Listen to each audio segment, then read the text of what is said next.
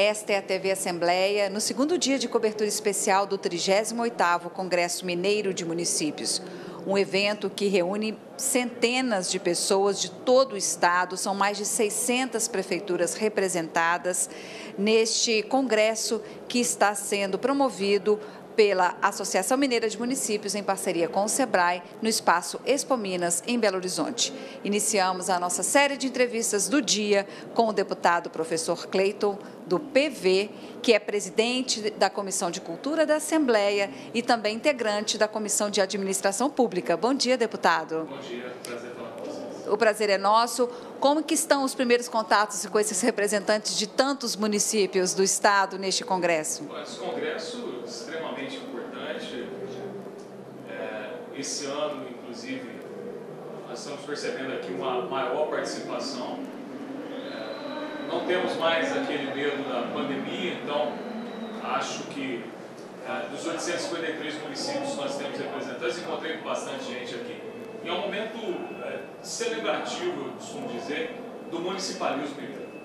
Que talvez seja um dos principais eventos municipalistas do país, já que Minas Gerais é o estado com o maior número de municípios, né? Eu diria que o maior evento municipalista do país, pela quantidade de pessoas aqui na porta hoje, eu ouvi algo em torno de 7.000 pessoas que estiveram presentes no evento ontem. E se a gente pega o público, são gestores municipais, são representantes do Legislativo, enfim, os 853 municípios mineiros bem representados aqui. Deputado, na programação do Congresso, inclusive, há muitas informações e também oportunidade de formação, né? E a Assembleia, inclusive, está representada em vários painéis, né? Fazendo esse elo, né, da legislação com a boa prática da gestão municipal.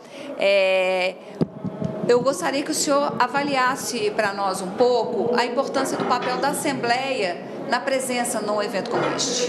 Olha, a Assembleia, ela é, sem dúvida nenhuma, representante, a voz desses 853 municípios no que diz respeito à construção de leis, à facilitação, inclusive, do acesso a recursos. Ontem nós tivemos um momento histórico. O nosso presidente, enquanto governador interino, sanciona uma lei que flexibiliza, dinamiza, disponibiliza recursos da saúde que estavam parados desde o Covid, para que os municípios possam gastar numa área que é uma área onde se usa a expressão, me permita, saco sem fundo. Porque quanto mais recursos chegarem na saúde, esses recursos eles serão gastos. E aí a Assembleia participando ativamente, eu estive agora com alguns vereadores elogiando o papel da Assembleia nesses painéis, inclusive até para que a Assembleia possa dar direcionamento às câmaras municipais nesse processo formativo, na dinamização de uma sociedade cada vez mais digital, cada vez mais dinâmica e, consequentemente, se exige também do legislador que ele tenha uma formação, uma expertise nessa área. Em relação a essa nova legislação que entrou em vigor ontem, que foi sancionada inclusive aqui durante o evento, ela vai permitir que verbas que eram destinadas a gastos específicos da pandemia, mas que já não são mais necessários, possam ser destinados a outros gastos da saúde. Isso é uma coisa importante também, porque é com muita responsabilidade que a legislação é feita, né? Exatamente. Conversei com o prefeito agora de uma cidade do sul de Minas, de 60.000 habitantes, e ontem ele já recebeu da secretária de saúde a notícia de que ele tem 16 milhões para serem investidos na saúde, e desses 16 milhões, grande parte serão investidos para zerar as chamadas cirurgias eletivas, que é um problema que a gente tem, que precisa ser sanado por conta do atraso exatamente ocasionado pela pandemia. Então, é o dinheiro público gasto com responsabilidade para atender serviços que são altamente necessários e uma vitória, um golaço da Assembleia Legislativa do nosso presidente nesse sentido. Deputado, o senhor está no segundo mandato na Assembleia de Minas e tem conhecimento da gestão pública, que inclusive é um dos temas aqui, né? A busca da boa gestão, da sustentabilidade, da governança, né? E o senhor é autor de uma proposta de legislação que pode ajudar muito os municípios, que é sobre tributação daquele gasto que praticamente todo brasileiro tem com cartões, né? Explica para o pessoal de casa. Então, na verdade, essa será uma conquista grandiosa se nós conseguirmos a aprovação da mesma. É um assunto que o Congresso Nacional já discutiu e não conseguiu encontrar um caminho para resolver esse problema, e até inspirados pelo Estado do Rio Grande do Sul, pelo Estado de Goiás, eu e o deputado Dr. Jean Freire fizemos uma proposta de emenda à Constituição para que quem está nos assistindo entenda. Nós estamos aqui em Belo Horizonte. Imagina o seguinte: quantas pessoas que estão aqui se hospedaram nos hotéis, foram ao comércio, gastaram aqui numa região que é conhecida por depender essencialmente do setor de serviços. Quando você passa um cartão de crédito ou de débito aqui em Belo Horizonte... Para pagar o hotel, por exemplo. Para pagar o hotel, para pagar o restaurante. Automaticamente, o ICMS ele cai nos cofres do Estado. Mas essa movimentação do ISS vai cair... Que é um imposto importante para os municípios, imposto sobre serviço, um dos mais importantes para os nossos municípios. Esse imposto ele vai parar em 25 paraísos fiscais, dos quais a grande maioria se encontra na cidade de Barueri, no interior de São Paulo. Para se ter ideia, vou dar aqui alguns números. Belo Horizonte deixou de arrecadar, no ano de 2021, 116 milhões. Varginha, a minha cidade, deixou de arrecadar, com essa brincadeira, aproximadamente 6 milhões. Nós temos aí cidades de 2.500 habitantes, como Alagoa, que é uma cidade que fica também no sul de Minas, incrustada ali na Serra da Mantiqueira. Ela perdeu quase 900 mil reais. Quase 900 mil. Para uma cidade do tamanho de Alagoas é muita coisa. O que a PEC estabelece?